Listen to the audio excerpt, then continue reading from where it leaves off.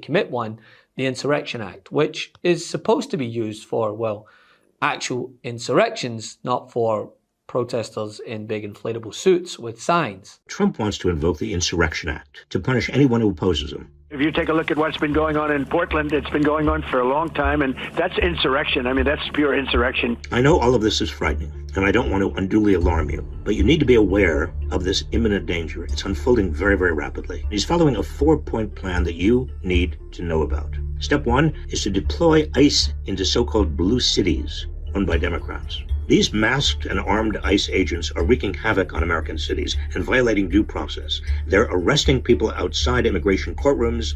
They're raiding homes in the middle of the night and detaining children and adults, including American citizens.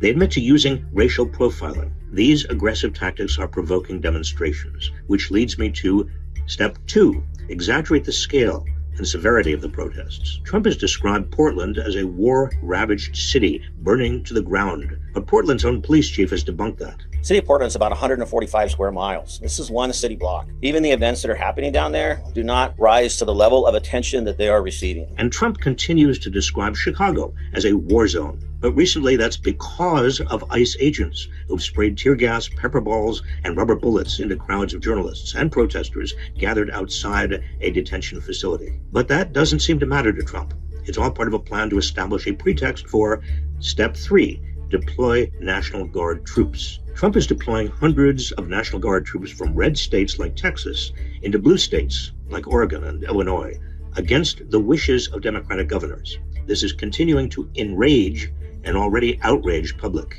which is the whole point.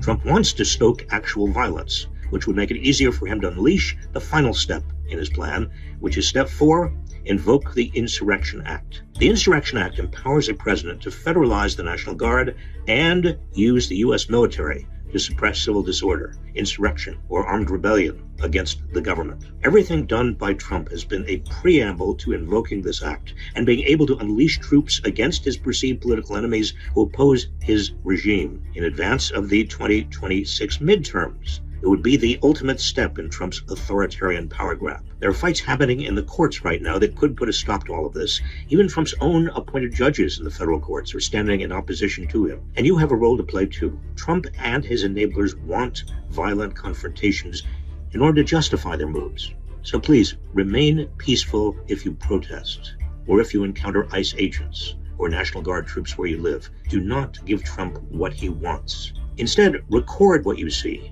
and post it. Send it to local media. Do whatever you can to chip away at the false narrative Trump and his cronies are trying to build as a pretext for unleashing their power grab and stripping away our freedoms.